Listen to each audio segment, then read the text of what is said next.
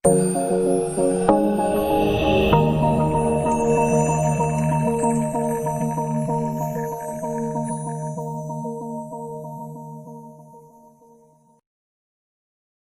warahmatullahi wabarakatuh. Selamat datang, salam budi luhur. Baik, hari ini kita ketemu di semester baru, semester Gasal 2020-2021. Perkenalkan, nama Bapak Beni Wijaya, STMkom. Nah, kebetulan untuk semester ini Bapak ditugaskan untuk mengampu mata kuliah statistik probabilitas. Nah, biasanya di setiap awal semester, terutama di pertemuan pertama, itu biasanya Bapak akan mereview kembali mengenai peraturan-peraturan perkuliahan, atau istilahnya kita akan menyepakati kontrak perkuliahan yang akan kita jalankan di semester ini. Nah, sebenarnya untuk peraturan perkuliahan tidak terlalu banyak perubahan dibandingkan dengan semester sebelumnya. Apalagi kalau Bapak perhatikan, kalian ini sekarang sudah masuk semester 3 ya. 3 jurusan prodi sistem informasi. Jadi sedikit banyak sudah punya pengalaman. Tapi ya tetap akan Bapak review lagi peraturan-peraturan perkuliahan kita seperti apa. Nah, kemudian juga sebenarnya untuk semester ini ya kita melaksanakan perkuliahan secara online. Beda dengan semester sebelumnya, kemarin kita sempat offline beberapa pertemuan, kemudian kita melaksanakan kuliah online juga. Nah, khusus untuk semester ini karena terkait dengan pandemi COVID-19 ini, ya sepertinya kita akan menjalankan kuliah secara online seperti ini. Nah, untuk peraturan-peraturan yang biasanya kita terapkan di perkuliahan offline, mungkin tidak bisa sepenuhnya kita implementasikan di perkuliahan online seperti ini. Nah, tapi secara umum atau secara garis besar itu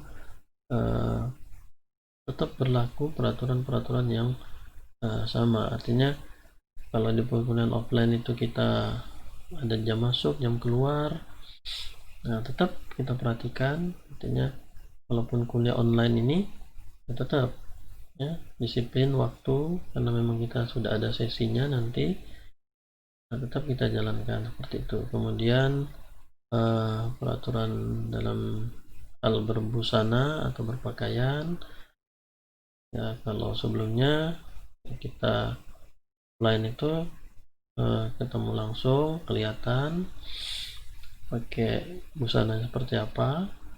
Nah, ini kuliah online ini ya kalau memang nanti ada kesempatan mungkin kita bertatap muka walaupun secara virtual melalui media-media online, tetap kita perhatikan itu bagaimana cara berbusana. Itu kalau biasanya Bapak bilang sih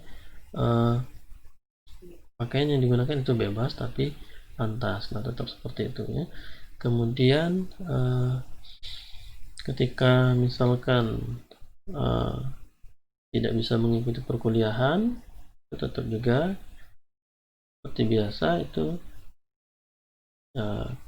kasih kabar atau notifikasi kenapa, atau sakit atau izin, itu tetap kasih pemberitahuan ya kepada bapaknya. Nah, seperti itu. Oke. Nah, kemudian yang berikutnya adalah mengenai komponen penilaian. Jadi komponen penilaian itu nanti untuk menentukan bagaimana nilai mata kuliah untuk masing-masing mata kuliah itu nanti pada akhir semester. Jadi dalam satu semester ini kita akan melaksanakan perkuliahan sebanyak 16 kali pertemuan, Nah, di antara 16 kali pertemuan itu nanti ada evaluasi, biasanya itu di pertemuan ke-8 berupa ujian tengah semester, kemudian di akhir semester nanti itu ada ujian akhir semester atau UAS. Nah, itu ya. Nah, setelah UAS kemudian nanti akan keluarlah nilai. Nah, nilainya itu berupa huruf A, B, C, D, E, dan seterusnya. Dengan masing-masing kategori A, B, C itu lulus dan D dengan E itu tidak lulus. Nah, bagaimana untuk menentukan nilai tersebut? Ya, ada perhitungannya. Mungkin kalian juga sudah paham karena sudah semester 3 ini bagaimana menentukan perhitungan nilai A, B, C, dan seterusnya itu. Tapi yang jelas untuk perhitungannya itu ada beberapa komponen yang untuk menentukan nilai itu. Jadi komponen-komponennya, nah sampai saat ini ya masih ada sama seperti sebelumnya. Artinya komponen penilaian itu kita ada 4 nih. Ada 4. Yang pertama itu absensi, itu persentasenya sebesar 10%. Kemudian ada tugas ini komposisinya itu 20%, kemudian UTS tadi itu 30%, dan UAS itu 40%. Nah, jadi masih seperti itu komponen penilaiannya, walaupun perkuliahan kita laksanakan secara online. Mungkin itu beberapa beberapa kontrak ataupun peraturan-peraturan yang perlu kita review kembali untuk kita jalankan di semester ini nantinya. Nah, kemudian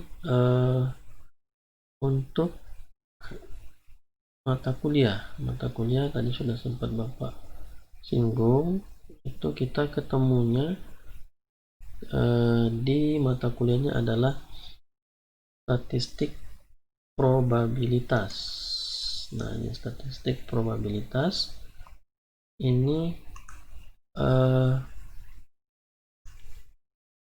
merupakan rumpun mata kuliah matematika dan statistika dengan bobotnya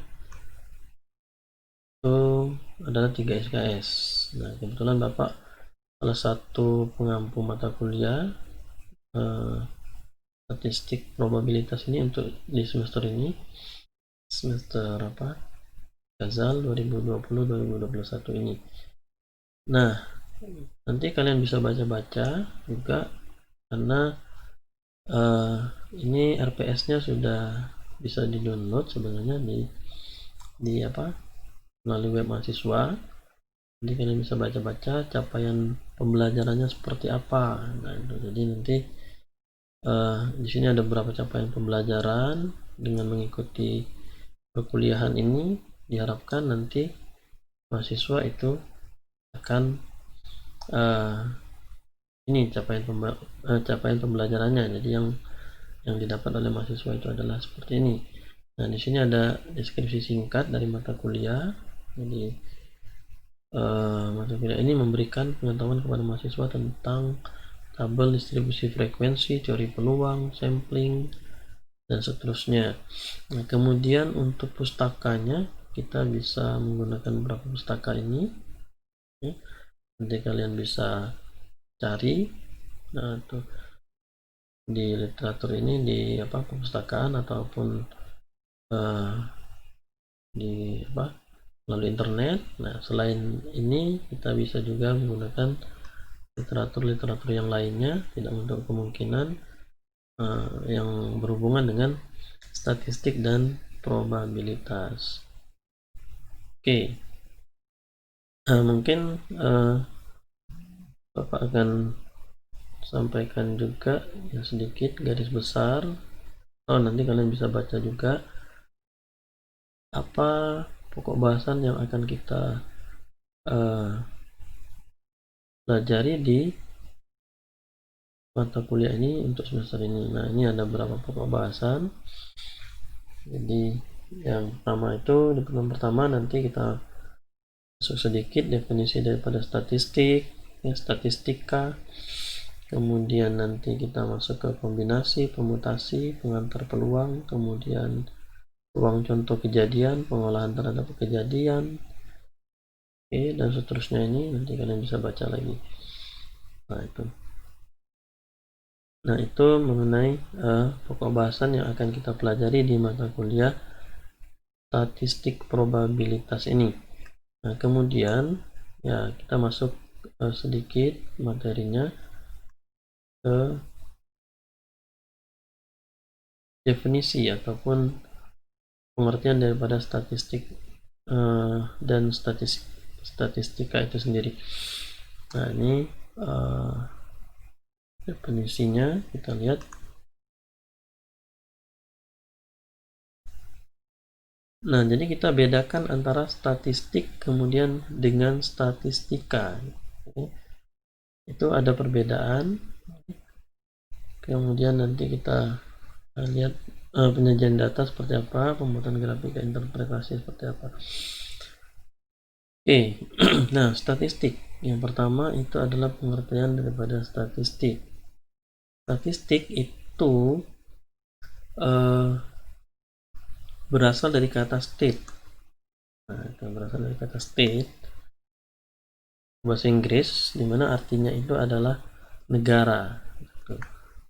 Mengapa disebut negara? Itu karena sejak dahulu kala statistik itu hanya digunakan untuk kepentingan negara saja. Nah itu. Jadi kepentingan negara itu meliputi berbagai bidang kehidupan dan penghidupan, sehingga lahirlah istilah statistik yang pemakaiannya disesuaikan dengan lingkup datanya. Seperti itu ya. Nah, istilah statistika itu memiliki perbedaan pengertian dengan statistik. Jadi kalau statistik itu merupakan kumpulan data, bilangan maupun non-bilangan yang disusun dalam tabel dan atau diagram yang menggambarkan suatu persoalan. Misalnya ini berhubungan dengan negara tadi, statistik penduduk, statistik kelahiran, statistik pendidikan, statistik produksi, statistik pertanian, dan lain-lain. Sedangkan statistika itu adalah pengetahuan yang berhubungan dengan cara-cara pengumpulan data, pengolahan atau penganalisisannya, dan penarikan kesimpulan berdasarkan kumpulan data dan penganalisisannya yang dilakukan. Nah itu jadi berbeda antara yang namanya statistik itu dengan statistika. Mungkin kalau sekilas kita melihat istilahnya apakah sama saja antara statistik dengan statistika. Nah itu ternyata beda. Ini beda. Statistik tadi, nah itu untuk menyatakan kumpulan data,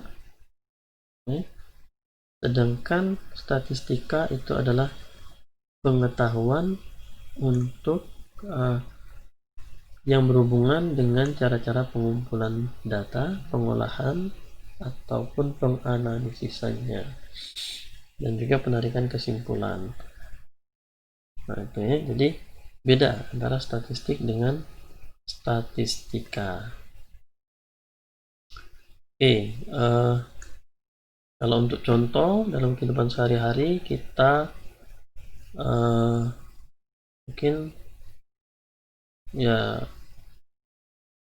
sering kita menggunakan statistik ini untuk menyatakan misalkan tingkat inflasi rata-rata.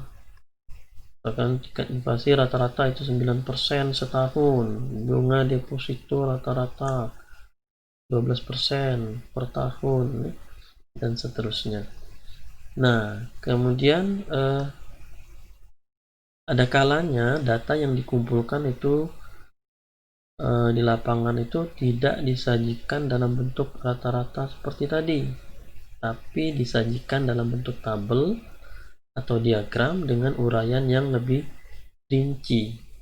Nah, itu lebih rinci, dan kemudian di bagian atas atau di bagian bawah tabel atau diagram itu dituliskan judul yang sesuai dengan nama ruang lingkup data yang diperoleh, misalnya statistik sensus penduduk, statistik kepegawaian, kemudian statistik produksi barang, dan lain sebagainya. Nah, ini statistik yang fungsinya untuk menyajikan data tertentu dalam bentuk tabel dan diagram, ini termasuk statistik dalam arti sempit atau statistik deskriptif. Nah, ya. Jadi ada istilah lagi, statistik deskriptif. Apa itu statistik deskriptif? Itu ialah susunan angka yang memberikan gambaran tentang data yang disajikan dalam bentuk-bentuk tabel, diagram, histogram, kemudian ukuran penempatan, ukuran gejala, kemudian korelasi, regresi. Nah, itu dinamakan statistik deskriptif. Nah, kemudian sebaliknya statistik dalam arti luas yaitu salah satu alat untuk mengumpulkan data, mengolah data, menarik kesimpulan, dan membuat keputusan berdasarkan analisis data yang meliputi statistik dalam arti sempit. Nah, itu. Jadi ada statistik dalam arti sempit, itu statistik deskriptif, kemudian ada lagi statistik dalam arti luas. Nah, ini dalam arti luas disebut juga dengan istilah statistika tadi. Nah, itu contohnya ialah statistik parametrik dan non parametrik. Nah, jadi ya di sini kita melihat perbedaan, ya, ada perbedaan istilah. Ada kita mengenal istilah statistik, nah kemudian ada statistika. Jadi itu berbeda. Ya. Kalau statistik itu dalam arti sempit, ya, untuk menyatakan kumpulan data, yang ada istilah lainnya statistik deskriptif. Nah itu kalau ini lebih sempit lagi, ya. Jadi dia lebih spesifik untuk menyatakan susunan angka-angka tertentu, ya, dalam bentuk tabel, diagram, dan lain sebagainya. Nah, sedangkan dalam arti luas statistik itu ya itu yang bisa kita istilahkan dengan statistika tadi. Jadi itu adalah statistik dalam arti luas. Oke, nah itu perbedaannya. Kemudian nanti kita ketemu dengan yang namanya data statistik. Nah, ya, data statistik. Ya, sebelum kita masuk ke data statistik, ya, kita lihat dulu pengertian daripada data. Nah, data itu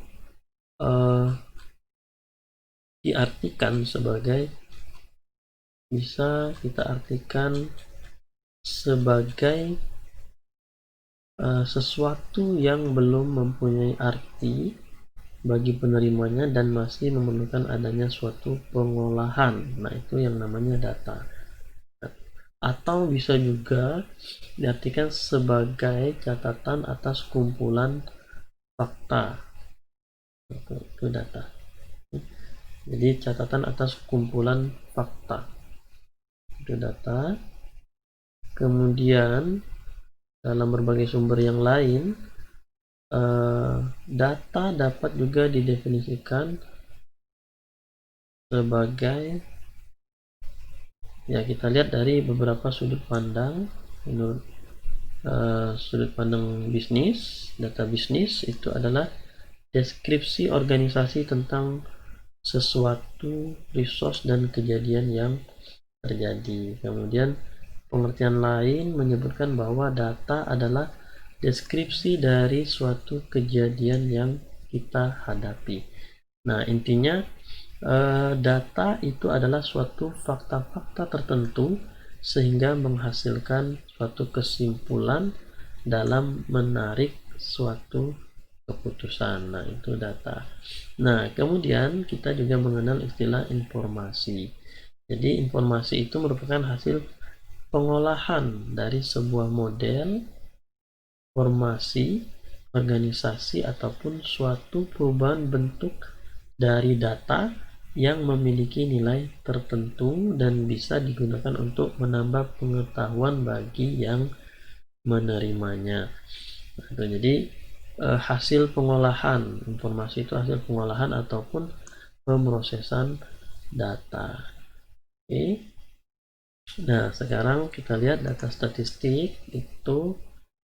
Nah, ini bisa juga kita menggunakan pengertian seperti ini. Data itu adalah sekumpulan harga-harga ataupun pengamatan yang dicatat. Kemudian setiap besaran yang dapat memiliki sejumlah harga itu disebut dengan variabel.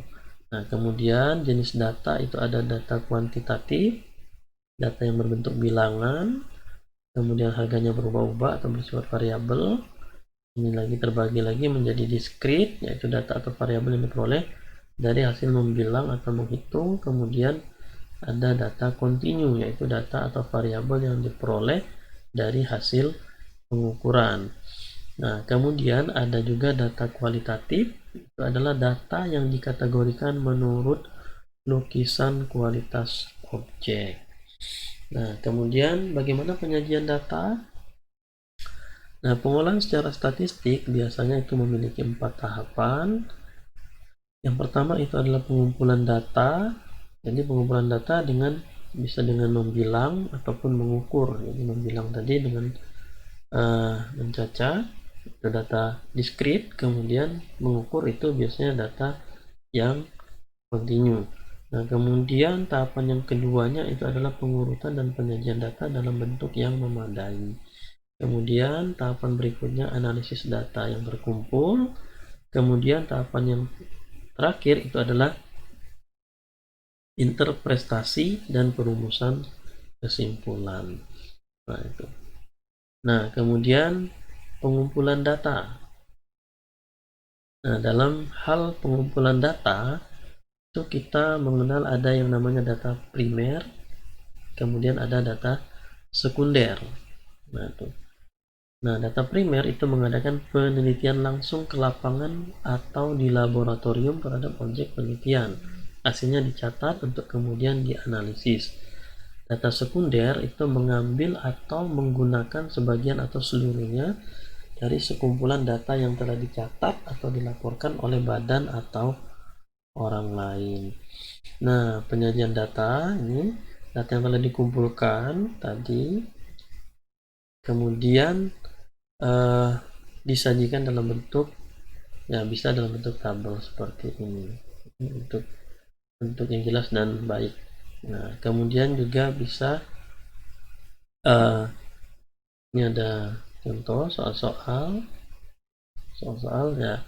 Sekarang ada data-data nilai ujian mahasiswa sebanyak 76 mahasiswa, nilai UTS-nya itu adalah sebagai berikut. Nah, kemudian ya kita disuruh melakukan penyajian data dengan tahapan pengurutan, pengelompokan, penggambaran data yang telah diurutkan, kemudian penggambaran data yang telah dikelompokkan.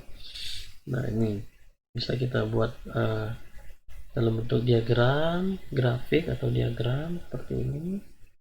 Kemudian, nah ini ada diagram-diagram yang jenis-jenis diagram, ya, diagram lambang, simbol, kemudian diagram lingkaran atau pastel. Nah, ini. Oke. Nah, jadi untuk pertemuan pertama ini ya kita sampai di sini lebih dahulu. Jadi kita bahas tadi untuk pengertiannya, statistik itu apa, kemudian statistika, kemudian data statistik bentuknya seperti apa, kemudian bagaimana kita menyajikan data gitu. Di pengolahan secara statistik itu ada 4 tahapan seperti ini. Oke, nah ini datanya diurutkan, kemudian dikelompokkan, kemudian digambarkan dalam bentuk diagram ataupun dalam bentuk grafik ya. Itu nanti di pertemuan berikutnya kita akan masuk ke peluang, kemudian faedah perhitungan, kombinasi, dan permutasi. Mungkin itu untuk pertemuan kita kali ini. Insya Allah nanti kita akan ketemu lagi di pertemuan berikutnya. Bapak akhiri dengan Assalamualaikum warahmatullahi wabarakatuh.